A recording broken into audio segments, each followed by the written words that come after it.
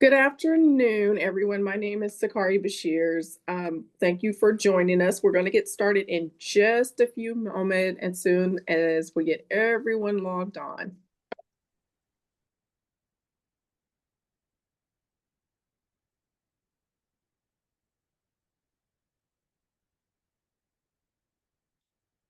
Hello, can you hear me? Yes, we can. Yes. Okay, great. Okay. Thank you so much. I'm like, uh-oh.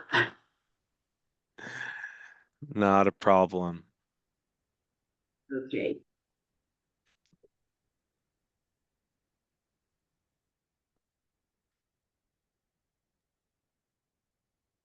We're just waiting for everyone to join. Elisa and Great. Sakar will be getting us started in a few minutes. We're a Oh, little, I'm sorry. I thought we were already getting people on. Okay, so good. We got a few more minutes. So you'll give me a thumbs up or send me a message or something, Abraham. I will, I'll ping you. Okay. So we had a good amount of folks registered, so I'm just gonna wait.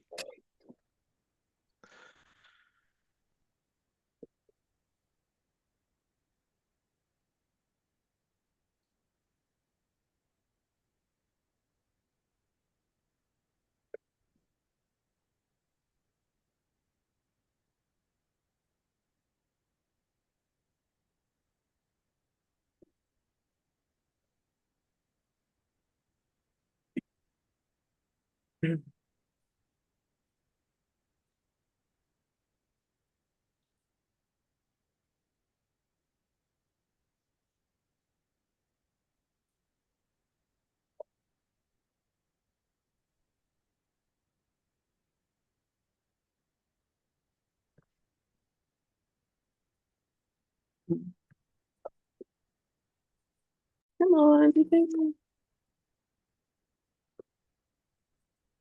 Give it a couple more minutes.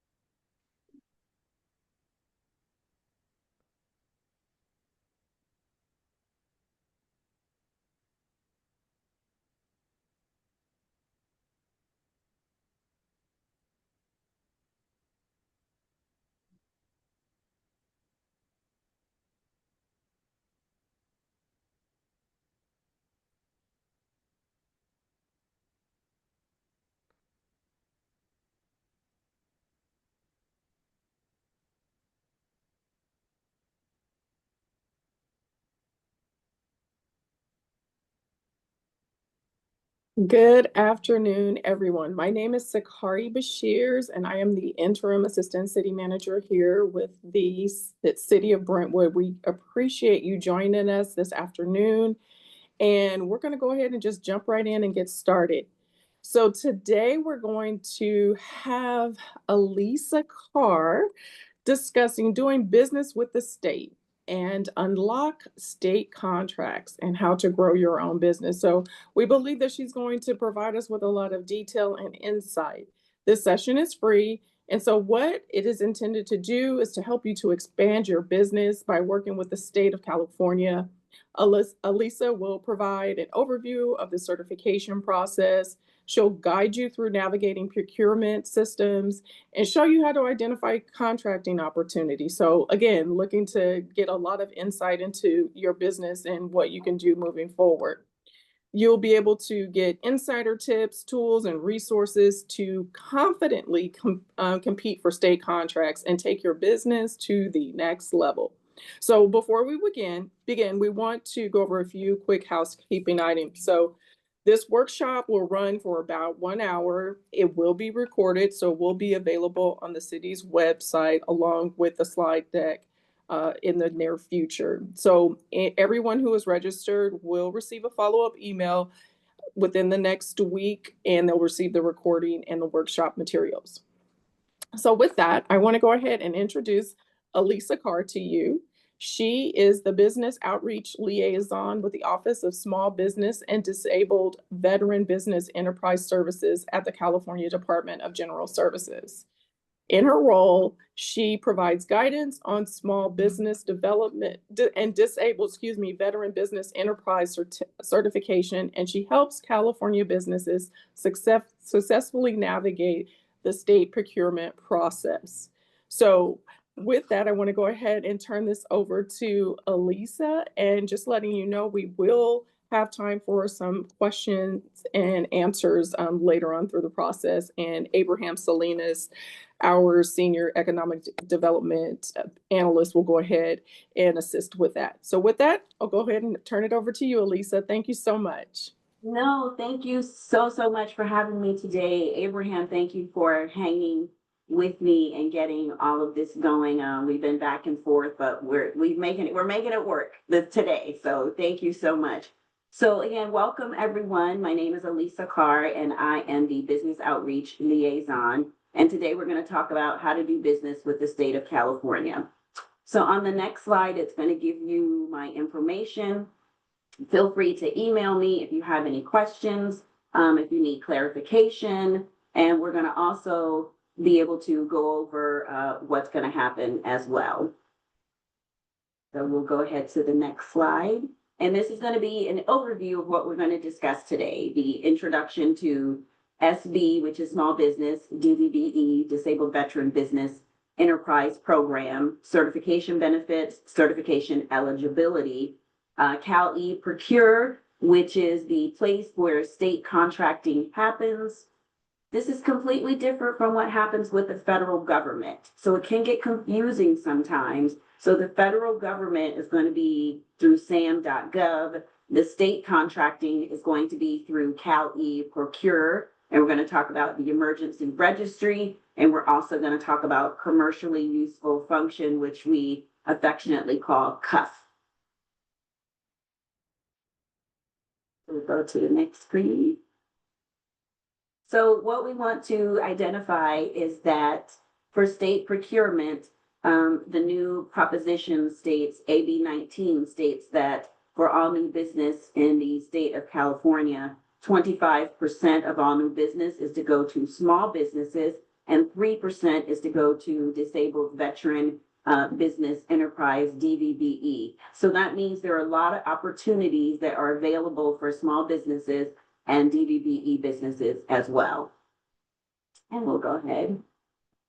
And so this is going to put those numbers into dollars figures for you. So these are the fiscal numbers for 23 and 24. So overall, there was $13.35 billion that were accumulated for contracting in California, and 3.55 billion went to small businesses, which would be 26.58% of all contract dollars went to small business, and then 625.8 million went to DVBE businesses. So there's monies to be made, and today what I'm going to work through and source through is how you're going to take advantage of that and how to give you a better opportunity to make your company big in state contracting so that contractors can find your business based on your goods and services that you are going to provide.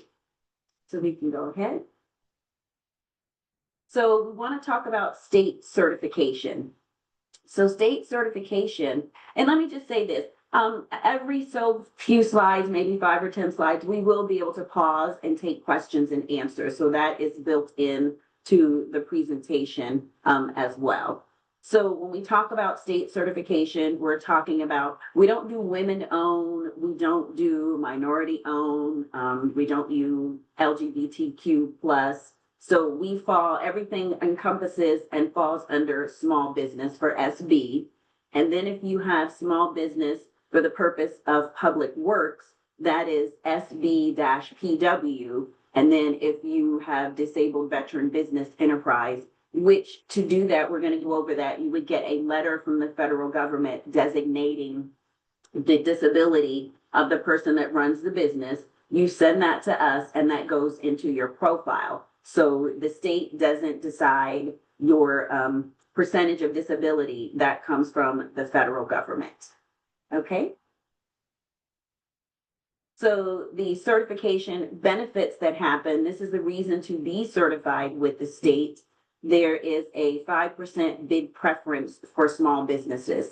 And what that means is when you are bidding on contracts, if you show your certification, then that is going to, so what happens is you can, they'll ask to provide 2 to 3 bids for each one of the solicitations. And being a certified business, you get the 5% bid preference, which is going to reduce the dollar amount of your bid, enabling you hopefully to be the lowest bidder to win bid contracts. I do see a question and answer. I don't know if you see that, Abraham, in there. I don't know if I have access to that. Yeah.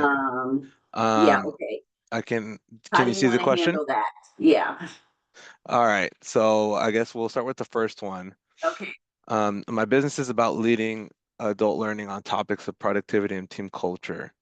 I'm wondering if the work to get certified as a small business and go after state contracts is worth it for my type of business. I'm a solopreneur, but also believe I can support state priorities with my work.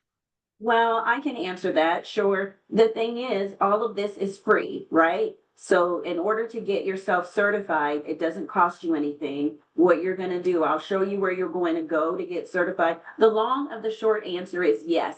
Do I believe that it's worth it to do that? Yes. If you are looking to go into state contracting, this is what you're going to have to do. So it's free to get registered. You register first, then you'll get certified, and then I can show you how you can start to create and work up a profile where companies can find your business for that specific goods and services that you provide. So if you're working with the state uses UNSPSC code words, the federal government uses NAICS codes. So yes, I would say, why not take a shot, open up and expand, and attempt to get some additional business avenues that you don't have access to right now because you're not certified.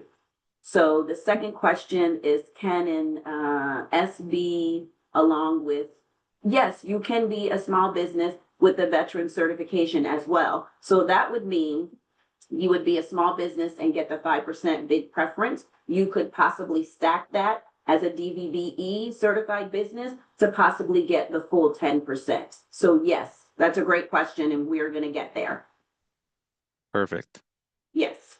So when we are talking about certification, again, you're going to get the 5% bid preference, up to 5% incentive for DVBEs. So again, that could be stacked on top of each other. So you'd have a small business certification, and then you'd have your DVBE certification as well. So I'm going to go over exclusive contract opportunities. These are opportunities that you're only going to be able to find if you're able to access Cali Procure. Businesses can access Cali Procure to get information, but they're not going to get the bid preference unless they're a registered business of DVBE, small business, or small business public works. We're also going to talk about prompt payment, which is going to be for after a job is done, 45 days on an unsolicited or an a prompt payment that has not been, everything is okay with the prompt payment, then you should be paid in 45 days, which is a big situation for small businesses that we have been hearing. So this is new legislation called prompt payment. You can easily do a Google search to get very intensive and additional information about prompt payment. We also, certification benefits are that you're going to be able to work with reciprocity partners such as utilities, UC systems. And what that means is you don't have to apply individually for the reciprocity partners. I'll show you where the list is of that. They accept the state's certification. And so working with prime contractors is going to be, if some of the business, say, for instance, you're in construction, and a lot of times construction will sort out some of the business, you want to be able to work with those prime contractors to bid and say, this is my business, I would like to join you and take on a portion of the business. You have to be certified in order to do that. But I will show you where that is and how that can be accomplished as well. So great, we'll go ahead on. And so here are the small business eligibility requirements. You must be independently owned and operated, not dominant in the field of operation. So an example of that is Microsoft is not going to be able to be state certified because they are dominant in their field. You cannot be dominant in your field of operation. Your principal office must be located in California, and the owners and officers of the corporation must be domiciled in California. 100 or fewer employees, GARs, the gross annual receipt, $18 million with affiliates. So if you have 5 businesses, they're going to take the GARs, the gross annual receipts from all 5 businesses. You can't open a new business to escape the $18 million cap. And if you're a manufacturer, that's going to be 100 or fewer employees, but there is no GARs, no gross annual receipts. Okay. Real quick, what's domiciled mean, Elisa? Domicile means that you have a California address. Perfect. The address is in California, and you live in California. So people are asking questions in the chat now. Yes, we have one here. Okay, so my IT business consulting staffing, would I be able, can I hope something out of, I think you mean, can you get something out of this? Yes, if you want to sign up, and this seminar is one of 3 that we put on. This is for basic entry into contracting with the state of California. So if you already know, or if you're already certified and you know how to navigate it and update your UNSPSC code words, you know how to do past research, so you can go and look at other companies that do what you do. You know how to post a vendor ad. You know how to source contracts. Then if you know that, then no, you don't need to be on this call. So if you don't know that, this is a good introductory to state contracting. So it says, of course, you can assist the state with its IT staffing needs. Oh, you put that on there. Okay, great. So if you're a supply company, how do we become a vendor of the state? We're going to get to that. There are different avenues of becoming a vendor. There's CMAS, there's LPAs. So we are going to be able to get to that. And if you're a supply company that has, you're not going to be able to if you're in Virginia, no, because you have to be domiciled in California. So if I'm in Virginia, then I'm ineligible for a small business certification. That is correct. You can still use Cali Procure, but you're not going to get the bid preference. So I don't know if that would be something that you want to still do from Virginia. I don't know if maybe you have a satellite office here. How would you make that work if you're in Virginia and you want to do business in California? Are you going to fly here if it's not, especially if it's going to be a supply company vendor? Yeah, I just don't know how that would work. And this is going to be the sole principle of this. We are located in California, only no offices anywhere else. So when you say you're located, so do you meet these qualifications? Your principal office is located in California. So I don't understand that, Chuck. We are located in California only, no offices anywhere else. The small business eligibility requirements say that you have to be independently owned and the office has to be in California. So I'm a little bit confused. Abraham, can you shed some light on, or Chuck, what does he need? Yeah, might have to get some clarification there, but it just seems Okay. like he lives in Virginia, but the business might be based in California. But here, just referring to this slide right here, it just seems if you check all these boxes, you're Yes. eligible to be certified in California as a small business. Right. All right. Okay, Okay. we'll go ahead on then. When we can get further, we can talk one off, or maybe I'll answer some more of the questions that you have. Okay, great, thank you. So when we're talking about small business public works eligibility, they are the same requirements as small business, except we're going to up the ante a little bit. It's going to be 200 or fewer employees, and your gross annual receipts, your GARs, as we call it, will be less than $43 million with affiliates, right? So all the businesses for public works that are tied to you as an owner, we're going to use all of those gross annual receipts to see if we're less than $43 million and if you have less than 200 or fewer employees. Okay. And next, we're going to talk about small business and small business public works. You get one certification, not both. You get the same benefits. So the small business public works is only for public works. The small business is for everything, including public works. And that would be public works companies or something that you want to apply for or attempt to get bids from public works. Next, we're going to talk about the DVBE eligibility requirements. So it has to be at least a 10% service disability. And again, that is going to come from the federal government to give that designation, not from the state of California. Be at least 51% owned by disabled veterans. It has to be 100% for LLCs. Veteran owners must reside in California. It can be managed and operated by disabled veterans, and the headquarters must be in the United States. So a couple of different caveats here, right? The owners must reside in California, but if you have a business that's somewhere else, it has to be in the United States, and it has to be managed and operated by disabled veterans. Okay, do you see any other questions? Nope. Okay. Now we can ask some questions. So every 5 or 6 slides, we're going to have an opportunity. We built this in. So if anyone has any additional questions about what we've just gone over, we certainly can take those questions or we can keep going. And Abraham, I'll leave that up to you. Thank you. Yes. I'm not seeing any in the chat at the moment. And I just wanted to remind folks what DVBE is. And Great. that's Disabled Veteran Business Enterprise. But I'm not seeing any in the chat, none in the Q&A. Looks like they asked the questions earlier on, so. That's great. Yeah, either way, we'll have plenty of time. Perfect.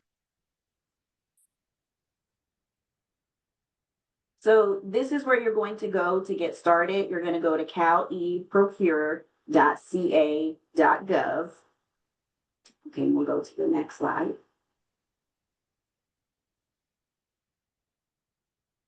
And so when you go to Cali Procure, this is going to give you a quick overview of Cali Procure. This is where you go to register your business first. So it's a 2-step process. You have to register, and then you're going to have to get certified.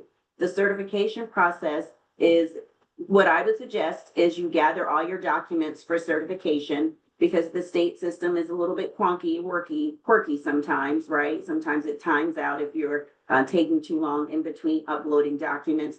Most of the documents that you are going to need to get certified are going to be the same documents that you would have used to open a business checking or savings account.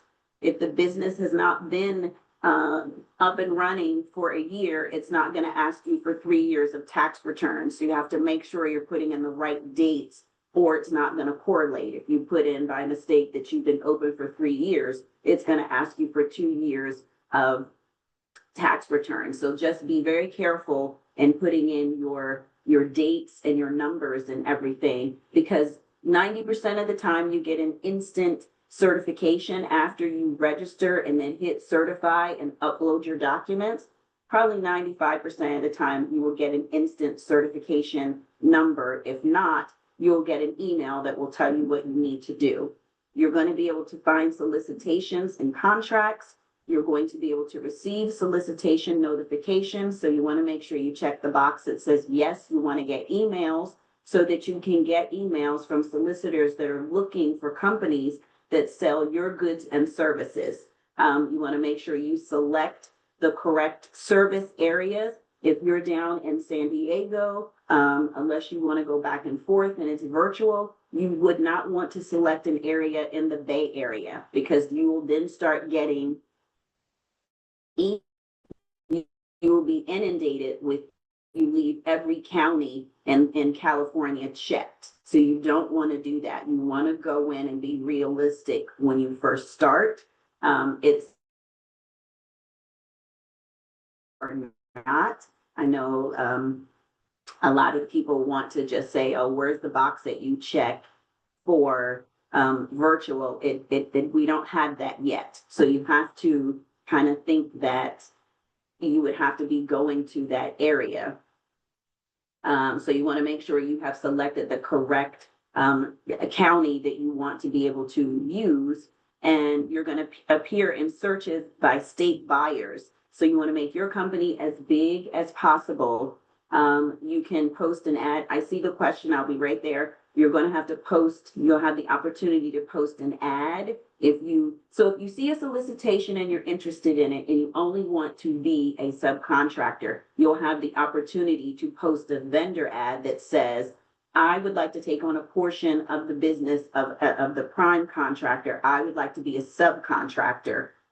If you have one, which I would suggest, you would then post your certification number in the ad, tell them a little bit about your business, and you can post that ad. So when the prime contractor is looking for subcontractors to help them complete the packet and to complete the solicitation of the contract, then they will know that you were in there to request that information.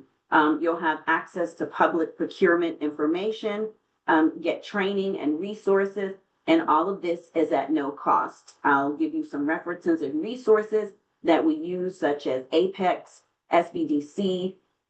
They're great partners of ours that we do use, that you can go in and meet with them face to face after you're certified, or if you're having trouble getting certified, they can assist you with that as well. So what documents are required to register for small business? Again, those documents are normally going to be the same documents that you use to open up a business account. They're going to ask for your business license. They're going to ask for your EIN number. It could be possibly asking for, depending on when the business opened, your tax return. So very minimal documents for small businesses is what we're going to need.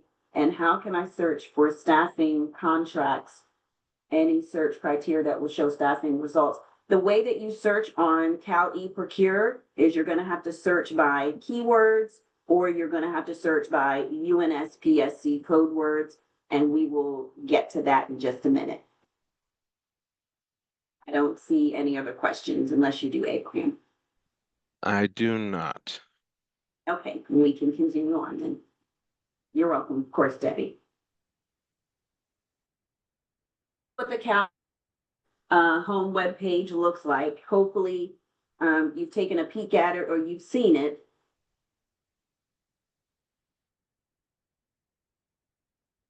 This is what it's called. So you're going to, you're going to log in and register. You need to log in and you need to register for a Cal eProcure. So we'll go to the next screen. And what is included in this packet are a lot of screenshots so you don't get lost. And we can, Abraham can send out the packet as well for you. So it's going to come here to your user ID. You're going to create a user ID. You're going to create a password, and you're going to log in as new bidder registration, which is what it's showing. Again, a lot of screenshots, so you'll see where you are so you don't get lost. When you get here, they're going to also ask you for a supplier diversity information. This is voluntary. What we use this for is to make sure we are in the right areas of California, because we want to know the ethnicity, the race, gender, sexual orientation. This is all voluntary. It supports diversity, equity, and inclusion, and it evaluates the outreach effectiveness that we have. So we don't want to keep going to San Diego and LA. Right? I just came back last week from Twain Harte and Tuolumne.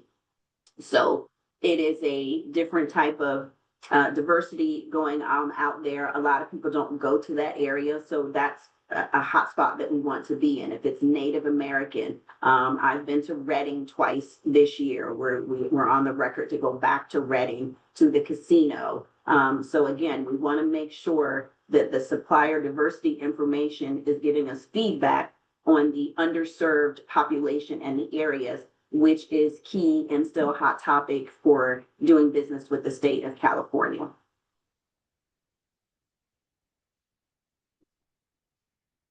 So again, you're going to log in and get registered.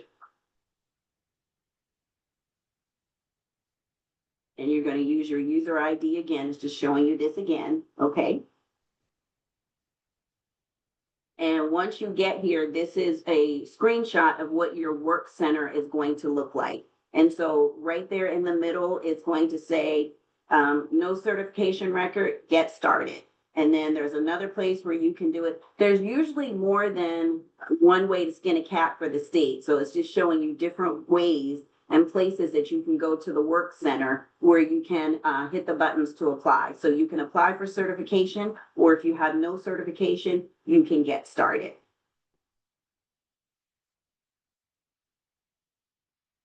And at the bottom, this is going to tell you before you begin, read the eligibility requirements. Be prepared to add your keywords and UNSPSC code words that we're going to be using. And this is going to be the list. Complete federal taxes the last 3 years. If the business has not been in business for 3 years, that's going to be predicated on the open date that you use in the system. So if it's only been open for 6 months, then it's not going to trigger that we need 3 years of tax returns because the system is going to know that they're not available. So this is going to be a list. Again, your IRS verification of your business, your tax identification number, your quarterly contributions, your returns, your DE9s, your DE9Cs, if you've been filing, your wages, awards of entitlement, e-business benefit verification, or retired retainer letters for DVBEs only. And then you're going to hit the button that says get certified or reapply for certification, because the certification, I think they're trying to go to 2 years as opposed to it being certified every 3 years. So this is a comprehensive list you're going to get here. Prepare your documents first, so you have all your documents before you hit apply to get certified, because then you're going to be asked to upload those documents, and it just makes the process a lot smoother. The question could be, well, Elisa, how long does it take to do that? I would always say to give yourself 1 good hour to get this done. It can be done in less time. And if you're overzealous, which I would definitely not say to do, I've been around California up and down, and people have paid to get themselves certified. That's not necessary. I mean, if you got an hour to spend, I would spend the hour, save your money, get your certification done, and then reach out for additional resources after you have your certification ID number. Okay. Good. Okay. So when we talk about keywords, so again, the state is going to use keywords to decide how your business is going to be found. So you want to use individual words and not sentences. So you want to use singular and plural. So if someone went into Cali Procure and they wanted to find a business to do a contract that they had, and they said, oh, we have this contract, now we want to find businesses so we can get 3 bids so we can decide who's going to take on this contract. Someone might use the word garbage. Someone might say, hey, I'm looking for a company that does trash. Someone might use a word that says, hey, let's find someone that does waste management. So use synonyms. You know your business best. And remember, these are keywords about your goods and services, not the industry that you are in.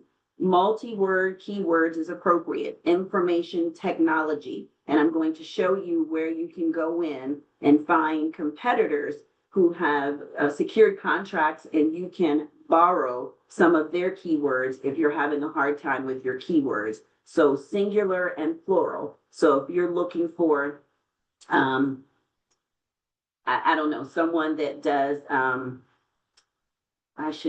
always can't think of something. But if you were to put in there that you had tree trimming, trimming trees, right? So you have to think about it as, what would someone type into Cali Procure to find your business? People speak different ways. They use different singular and plural information. So you want to have as many keywords, singular and plural. So if someone were to do a search in Cali Procure, you want to make sure that your company pops up in that search as a potential to put in the bid, but you have to go through and review the bid and make sure it's something that you're going to be able to do, but you want to at least be in the ballgame for that. Those are great tips, I think, Lisa. So just thinking out loud here, would it be a good idea to say housekeeping or sanitation services or Absolutely. maintenance, services, Yes. those kinds of things, right? Really you can get Yes. a little creative with it. You can get very creative with it. You can have as many keywords as you need, and you can have as many UNSPSC code words as you need as well. That's typically a question that people ask. How many keywords can I have? You can have as many as will fit in the slot. And how many UNSPSC code words? You can have as many that associate with your goods and services. Again, your goods and services, not your industry. We're looking for the goods and services of what your company is going to be able to provide through the contracts. Great. And that's essentially casting a wider net, right? Or a Absolutely. greater chance for you to get picked up in a word search. Yes, we want to make the company as big as possible. More people that can find you, the better off it's going to be for your contract opportunities. Absolutely. Awesome. So we'll go ahead. So I keep talking about this UNSPSC code word, right? That stands for United Nations Standards Products and Services Code. So everything with the state is either some long out, drawn out acronym, or there's tons of acronyms for everything at the state. That's what it is, and that's how they do it. It's still a little tickling to me. I've been in state service now for 3 years, and there's so many acronyms. But what you have to remember is the UNSPSC code word is a designation for the state. Again, don't confuse yourself. The NAICS codes, NAICS codes, are for the federal government. From what I understand, I've never attempted to apply for certification for the federal government, but from what I understand from traveling around, it's a little bit more convoluted and how to get that certification. So the UNSPSC code word is an 8-digit number that designates, once again, you're going to hear me say this a lot of times, your goods and services that you provide, not your industry. So you can use Cali Procure System notifications. And if you're having trouble with your UNSPSC code words, just Google UNSPSC code words, and there's a website. It's going to ask you to type in a description of what the goods and services that you provide. I can't stress it enough. You don't want to start going into your industry. You want to put the goods and services that you provide to find your UNSPSC code words. Okay, you got that on there. Yep, great. Yes. So here is an example of the hierarchy of UNSPSC code words. So we would suggest that you try to drill down to at least level 3 and 4. So you'll see the hierarchy of level 1, if you use an UNSPSC code word 14000000, that just says that you have paper, materials, and products. So it's paper, materials, and products. If you drill down to level 2, you used a different code word and add the 11. Your paper, materials, and products, and then you designate more paper products. If you drill down again and use the 3rd level code, and the system is going to automatically help you drill down. You don't have to memorize this. You don't have to figure it out. Once you go in, it's going to show you the hierarchy that's in there. You should be picking hierarchies that are in level 3 and 4, because again, it casts a wider net. So paper materials and products, paper products, business to use print and writing paper. So that's different than level 1. It doesn't say anything about business use print and writing paper. So if you just went with level 1, then that might not be the correct designation, or it might not give you the bigger net of finding the contracts with what you're trying to secure. So if you go to level 4, it's going to give you one more option: paper materials and products, paper products, business use printing and writing paper, printer or copy paper. So do you see the difference between level 1 and then level 4 gets very specific, because again, we're using your goods and services, not the industry in which you work in. It's the goods and services for your business. You have to practice this. You have to play with this. You have to look at it a couple of times. If this is your very first time looking at state contracting, it can really seem very daunting, but you got to chunk it down, right? When you get started, you got to get your documents together. You got to have those documents and then go ahead and upload. Don't worry about this right now, UNSPSC code words. Your first task is to get yourself registered and get certified. Then move on to UNSPSC code words. Then move on to making sure you have the right keywords, the fact that you have the right service areas designated. Don't overwhelm yourself in the first sitting, or you're not going to want to do it and you're going to put it to the side. Or if you have someone, if you're a one-man operation, then at the end of the day, maybe sit down, take an hour to go ahead and try to do it. Don't try to do it in between customers if you're a one-man operation. I don't think that's a very good way to do it, because you will frustrate yourself and you will not want to do it. I've gotten a lot of success stories of people using the state of California to expand their business, right? Small businesses, to take care of their families, to make money. Let's be honest. This is about making money and doing something that, if you have a small business, I would say that you must love having a small business, because it takes a lot of grit and grind to have a small business. So if you have a small business, you want it to be successful. This is just one avenue of you doing that. You might want to still sign up with the federal government. They haven't gone out of business. They're just making a lot of changes. And they make changes quicker right now than what the state is making. I'm not saying one is better than the other. You're looking for opportunities to make money for your community, to keep your dollars in your community, to help your family. If it's a family business that you want to pass down to your children. And again, if you own a small business, you must really love the aspect, the grit and grind of having a small business. And I applaud you for that. I used to have a small business.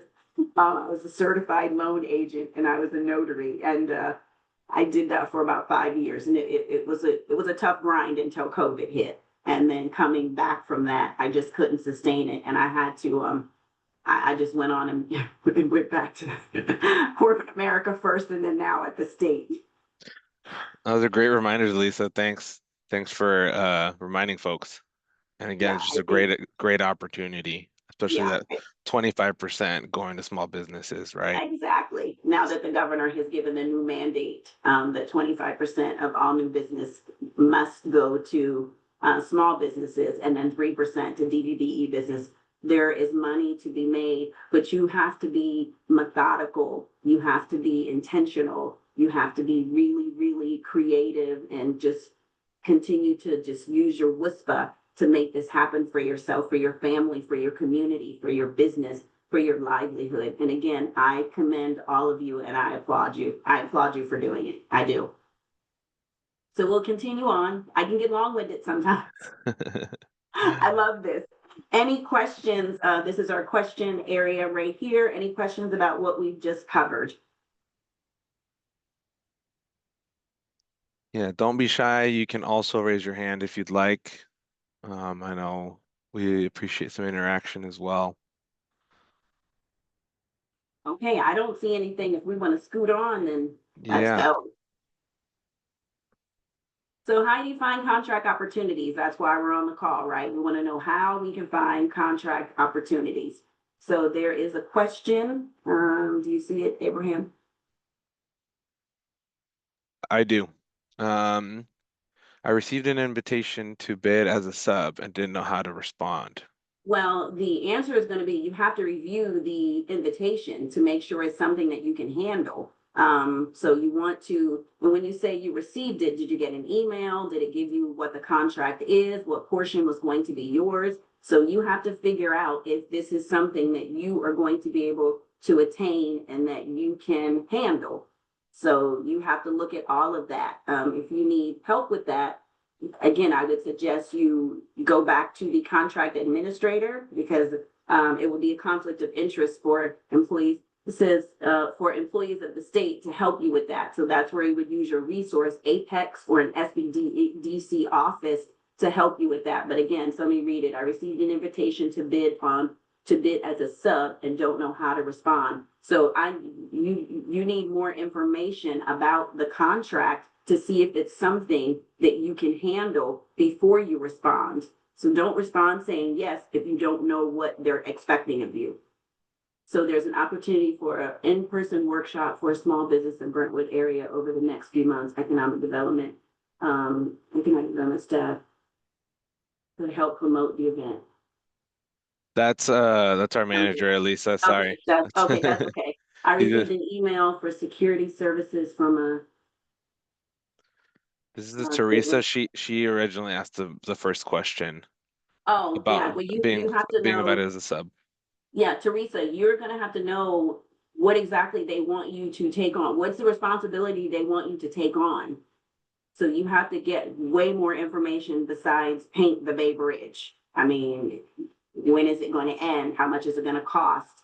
We have to know, you have to know more about what those responsibilities. It's basic security services for the maintenance yard nights and weekends. I mean, but nights and weekends, what are the hours? What is the pay? What is the extension of when does it start? When does it end? So yeah, you got to drill down and get way more information than just these pieces of information, whether you want to accept it or not, right? Because once you accept it, you can't sub it out to someone else. That's going to be a cuff violation.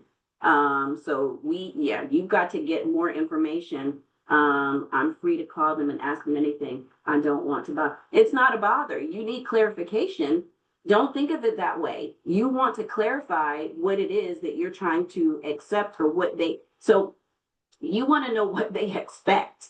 You can't say yes unless you know what their expectation is. What are you going to have to be responsible for before you say yes? Because these are binding contracts, and you don't want to do that unless you understand the scope of work that they're asking you to do. So don't think of it as a bother. It's absolutely not a bother. People have accepted things and then they have to rescind. You don't want to do that.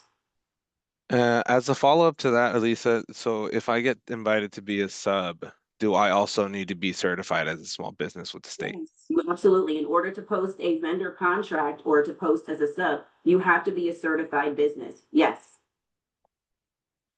Great These are questions. very good questions. They're excellent questions. So let's go ahead and go because, oh my God, the time goes so fast. Do we just Yes. have an hour? Yes. Okay, so this is going to be quick links. So quick links, so let's go to the next screen.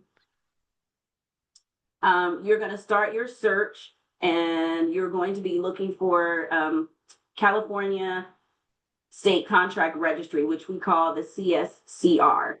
Okay, so we'll go ahead to the next screen. So you're always going to want to do an advanced search, which is highlighted. So let's go to the next screen.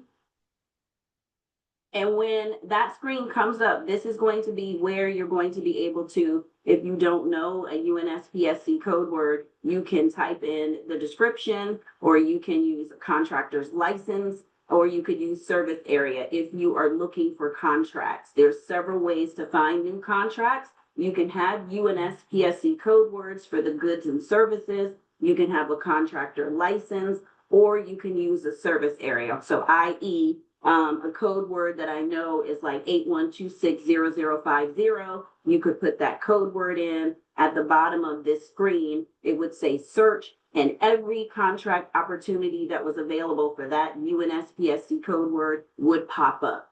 You would review it, decide if it's something that you want to bid on, or if I put in the service area of not Bay Area, it's not Bay Area at all. Which service area is going to be Brentwood. So if you go to the service area of Brentwood, all the contract opportunities for Brentwood are going to pop up. And then you have to sort through those to see if the Brentwood opportunities are something that includes your goods or services that you would be able to handle and that you would want to bid on. Okay. Once you say yes, you want to see the opportunities, this is what it's going to look like.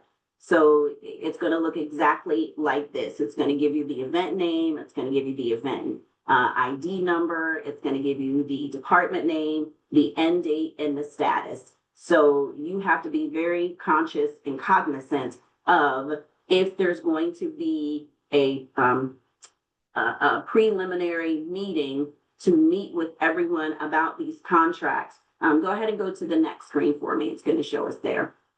So there's a pre-bid conference that you might have to go to. So this is what it would look like. So if you want to see all the details, you would click on the top button that says Event Package. The event package is going to tell you the responsibilities of what they're looking for. It's going to tell you how to submit the contract. Sometimes it's email, sometimes it's mail, sometimes it's all different variety of ways that you can submit a bid. If you want to post a vendor ad to say, this contract, I don't want to be the prime, I want to be a subprime. This is where you're going to do that. And then you can also view the vendor ads that are already out there as well. But if there is a pre-bid conference for anything that you want to look at and you do not attend, you are out. You're out of the running.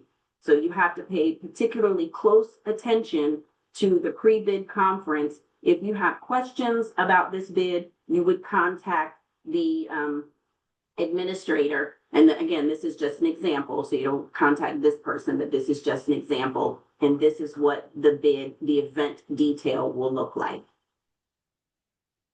Okay. And this is how you would post an ad, a vendor ad. So you would put your information in here, your email ID, your phone number, the advertisement, and see all the way at the bottom, it's sub seeking a prime is highlighted. If you were a prime seeking a sub, you would highlight the other option. In the description, you would put your certification ID number so they would know that you're certified and they could look up your business, and you could save this to that particular event until that event expires. And then someone hopefully would be contacting you if you were a sub, then seeking a sub seeking a prime or a prime seeking a sub. This is what a vendor ad would look like. And we do have a hand up. Oh, sure. Do we want to pause now? Is that okay? Sure, why not? All right. Nikki, you should be allowed to unmute if you want to ask your question.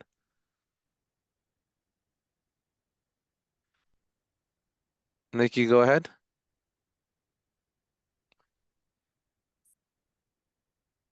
They might have raised their hand on accident. Okay. Um, Yeah, it's kind of confusing sometimes. yeah, it's okay. Well, Nikki can always type in the chat if you see the button that says chat. yeah, chat or Q&A, whatever you got. You Yes. can also raise your hand later. All right. Okay. So again, this is going to show you an ad that has been filled out. This is just an example of a vendor ad that we just went over, and you would save that. So this is where you can do, somebody may say, oh, well, how do you do some research and find out past contracts that have been booked? I want to look at those to get some ideas. This is what we're going to do next, so we can go ahead. So this system is called Skippers. It's a database of state purchasing. It includes state and non-state dollars. It's public facing, so anyone can come here and find this, and you can use it to conduct market research. But again, just remember, anyone can come here and find these opportunities, but if they're not certified, they're not going to get the 5% bid preference. I met a gentleman in Twain Hart last week he missed the lowest bid by 6 points because he wasn't certified. So now he's convinced that he for sure needs to be certified to get that 5% bid preference, and he would have definitely been the lowest bid. So even without having certification, you can go in there, you can look for bids, but you're not going to get that 5% bid preference. And that is one of the main reasons for being certified with the state. Okay. We'll show you how to get there. You're going to go back to your workstation screen, and you're going to click on Find Public Procurement Information. And here's another way. Again, I told you there's a couple ways to find information at the state. So you're going to click on this button that says Skippers Past Purchases. And again, it's a lot of screenshots just so you don't get lost. So we can go ahead. And this is what the opportunities are going to look like. This is the fiscal skipper search. If you don't remember anything about this, remember that you must put in a date. On the right-hand side, it says transaction start date. If you don't put in the date, you will be sitting and sitting and sitting because this information is housed going all the way back to 2015. So I would go to the next slide, please. You're going to click on advanced search. Oh, this is question and answers. I don't think we have any though. No, I'm not seeing any. Let's go back 2 screens. I want to go back 2 screens, please. Yes, this is, so when you do your skipper search and you want to, once you go here and put in the date, right? Make sure you put the date in there, going back maybe 2 years. You always use the advanced search criteria in the middle, and the packet's going to give you additional information on that. But this is what some of the research is going to look like. So this is Department of Corrections Rehabilitation, the Department of Motor Vehicles. So if you're looking to do business with a department and you want to do business with them, we're going to make sure that you know who the advocate is for these departments. The advocate gets additional opportunities that you want to meet the advocate, and you want to email the advocate to say, this is my capability statement. And a capability statement, we call that your business resume. What opportunities do you have to market my business? So we can go ahead back, Abraham, please, to forward 2 pages to talk about the advocate. I just want to say this is what the advocate is going to be able to do for small business. So each department that has an advocate that does at least $100,000 a year has a designated person that you go through the advocate directory, find the department that you want to do business with, and then you email that advocate with your capability statement, letting them know what you've done. You're promoting yourself like a business resume when you're trying to find a job, right? You're going to send your resume. Your capability statement is your business resume. Remember, there are state employees just like I am, so sometimes we switch positions. So you definitely want to email them, introduce yourself, because again, the advocates in those departments have additional opportunities that vendors send directly to them, and their job is to find advocates, or excuse me, to find businesses that can put in 3 bids, and we're looking for the lowest bid. Okay, so I'll show you where that's going to be. So again, this is their role, is to help certified business contract with their department. Hence, certified businesses. Someone can reach out to the advocate to find if they have some opportunities available, but it's not really going to be advantageous because everyone else is going to be certified getting that 5% bid preference. So they're going to assist with prompt payment if you have some questions. They're going to help buyers use certified businesses, and they're going to seek out new certified businesses. So remember, AB 19 says that we want to do business with 25% of all new opportunities with small businesses. So we don't want to repeat the same business over and over and over and over. That's not the name of the game. It's to give other people opportunities and have the option of getting new business as well. That is your advocate. Okay. So the contact the advocate, again, you're going to, you can go ahead to the next screen. I can go over this. This is where you're going to find the advocate, find training and resources. We can go to the next screen. And down here at the bottom, right, more than one way to skin a cat with the state. Down here at the bottom, contact the small business DBDE advocate. Okay, we can go to the next screen. This is in Power BI now, which is a very nice format. You're going to download the advocate directory. If you have questions and haven't heard back from an advocate, on the left, you can stay there. On the left, you're going to email advocate at dgs.ca.gov. This is after you attempted maybe 2 or 3 times to reach a specific advocate and you haven't gotten a response. This is who you're going to contact, the advocate department. So the next screen is going to show you exactly what this is going to look like. So these are departments. So Department of Technology, it's an IT procurement. On the right, it's going to show you the person's name. It's too big of a folder to show you everything, but if you scroll down to the bottom when you get logged in, it's going to show you the email for everyone. So you decide who you want to do business with, and then you can find the advocate, email them your information, and ask them to promote your business. But you need to be certified, and I would definitely suggest having a capability statement to do that. Okay. And this is going to be what the advocate directory is going to look like, right? This is the new format that we have through Power BI. And you could sort or search. And again, you decide if you want to do business with the Department of Education, then you would email Jessica Spencer and say, I'd like to work with the Department of Education. This is my capability statement. This is who I've worked with before. This is my goods and services. I'm a certified business. Please help me market my business. Not long, drawn out, remember, because like when you apply for a job, you're getting lots and lots of resumes. She's getting lots and lots of capability statements. Make it short and sweet. She should get back to you. I would say 72 hours. If you're having trouble contacting anyone after 3 days, then we need to move to emailing the advocate department. Okay. So we'll skip here. I don't see any questions. So the emergency registry is for certified business only. This is separate from Cali Procure, but you must be certified. If you warehouse 100 10-foot ladders and you would be ready at a moment's notice to do business with the state of California, I would suggest that you look at emergency registry. Those contracts happen quick, especially during a disaster. You have to be ready and available after hours. You'll register after you get certified and say that you want to be an emergency registered business. Okay. And these are some of the categories for emergency registry. This is not an exhaustive list.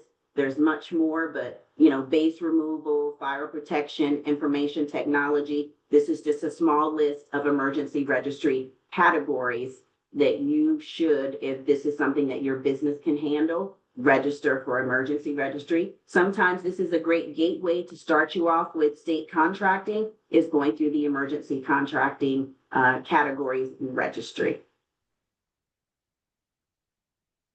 And again, they're just going to ask you to register. You need to have your certification number, emergency categories, your business address, your primary emergency after hours number, because emergencies don't happen normally between 8 to 5. They happen at 2 o'clock in the morning. So they have a compiled list of at 2 o'clock in the morning, if they need 10-foot ladders, they go to the emergency registry, they call you, you supply that, they pay you on the back end. It happens very fast.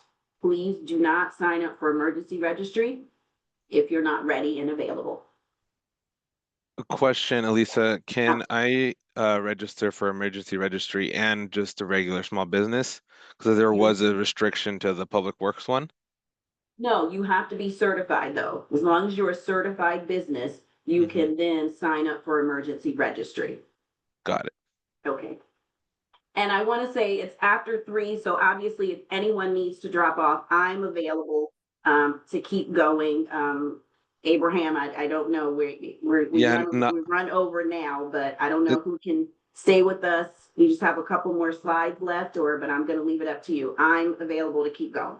Let's keep going. This is Okay. being recorded. Would not want to cut you off. Okay, it looks good. like folks have stuck around, so Yes, they have. encourage people to continue to learn.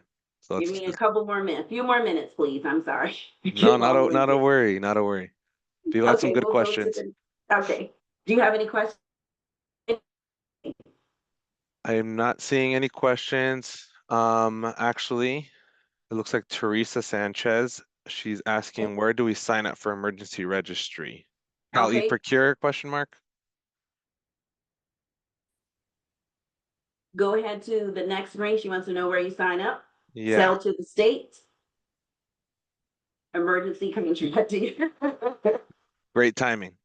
Great timing. That's where you're going to go. Once you get yourself certified, this is on the home page.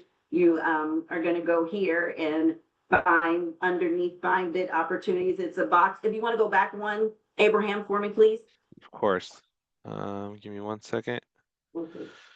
So when you're here at your home screen, you're going to go to how do I sell to the state? This is where you're going to go to get to the emergency registry. And it's right there highlighted for you. Okay. And so when we talk about commercially useful function of CUF, I don't want to scare you, but I'll sum this up by saying this. Do not accept work that you cannot provide and produce. You're not allowed to accept work and then give your cousin some of the work who says that they're a plumber and they can handle it. That is a CUF violation.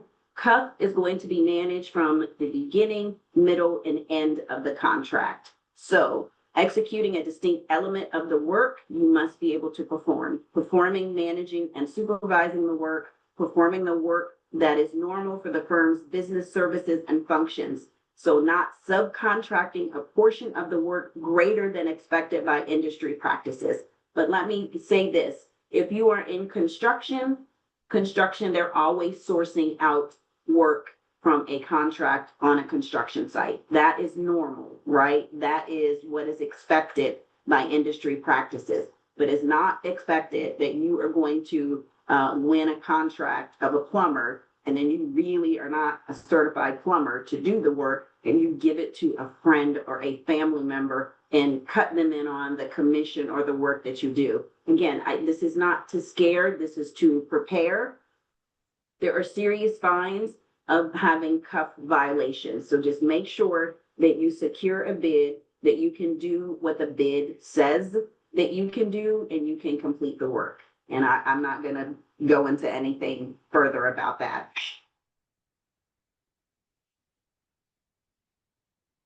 And this is what they're saying too, not to be used to perform work as you have to be able to do the work. So this would be non-performing if you are being used as a pass-through to obtain the appearance of a small business or a DBBE participation. So you no longer use the goods and services listed on the initial bid response. Please, please, please do not do anything that will put you in the category of non-performing.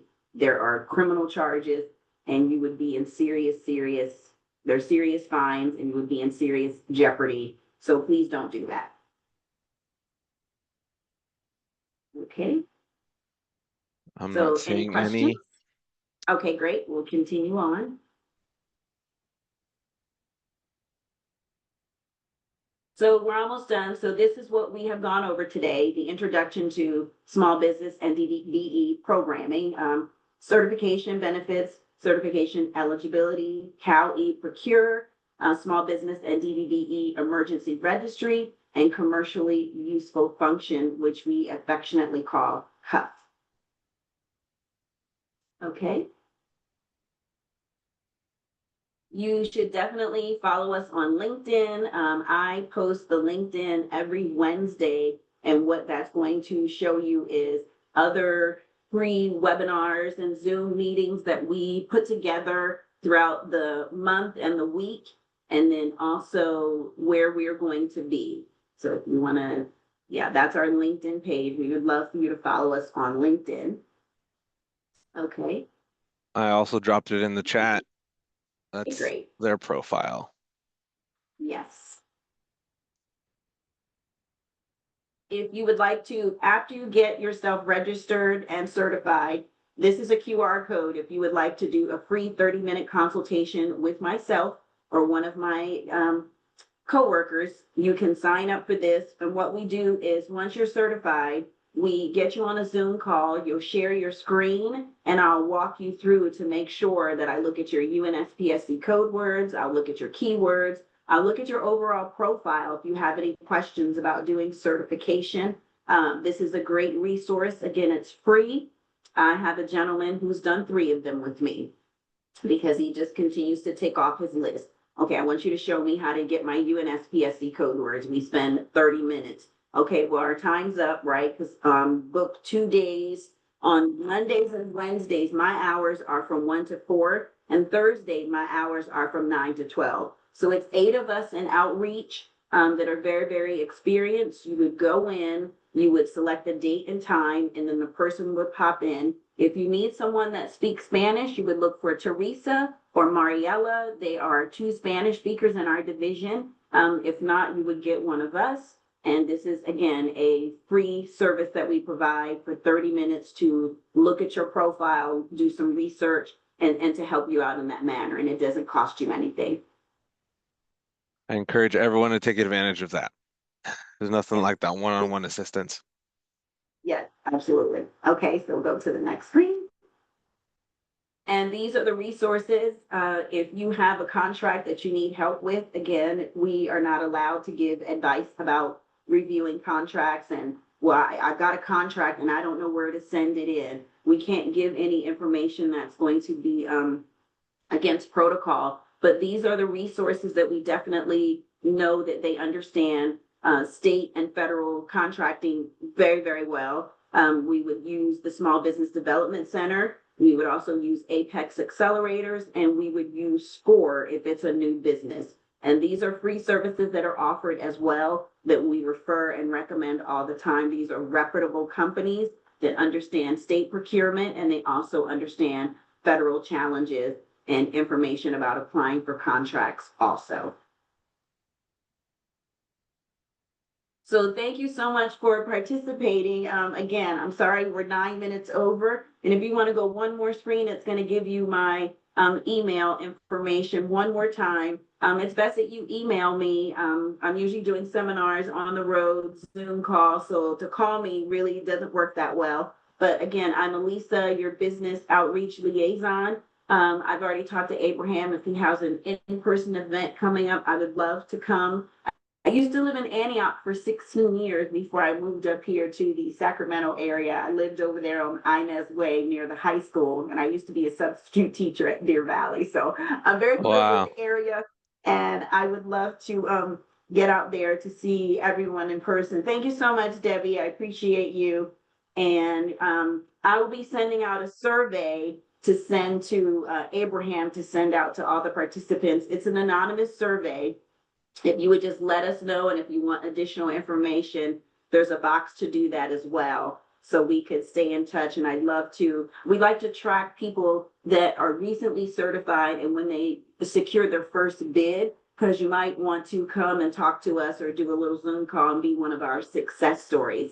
So there's opportunities for a lot of things. But again, I applaud you for being small businesses and helping your community, your families. And again, it takes a lot of grit and courage to do that. And our jobs are to help you to be successful. So I appreciate your time. Thank you. Thank you, Lisa. Really appreciate it. Thanks for sticking around. I know some questions Everyone did. kind of throw off Thank the time you. sometime, but it's very important everyone asks questions. Yes, I'll if you just have any questions now, sure, I can stick around. I've got time.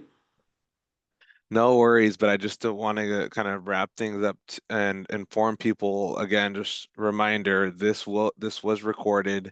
The slide deck that Elisa went through will be shared with everyone who registered, but I just provided the link in the chat. All our past webinars and workshops are available on the city's website, and including this one will be up by next week. So I think with that, we more than welcome you, Lisa, to come here in person. I'm sure our business community Get would me an would event. would definitely welcome you, and you can pay Antioch Yes. a visit as well. I don't have any tchotchkes when I come. The state's broke, so you'll just get me. We will definitely take you up on that. Let me say one more thing. If you want to know where we're going to be on the road, you just go into a Google search and put in DGS events, and you'll see upcoming webinars that are free. Next week, I'm going to be going to do a CPUS one-day event. Somebody's down in Pomona, California. Somebody's down in San Diego. So DGS events is another link that you can use to find out where we're going to be, and there are other can sign up for and you can just register for and you can join and get this additional information again, because sometimes you need to hear it a second time, sometimes you need to hear it as many times as you need to hear it to get it 100%. level 3 as well. So yes, okay, I'm done. No, thank you, I appreciate the enthusiasm, and we're just getting started. So please do connect with DGS. You got the LinkedIn, Yes. and we look forward to having another workshop in the future. Okay. Thanks, All right. everyone. Thanks, everyone. Thank you, Abraham. Have a good rest of your afternoon. Thank you, you too. Bye-bye. Okay, bye-bye.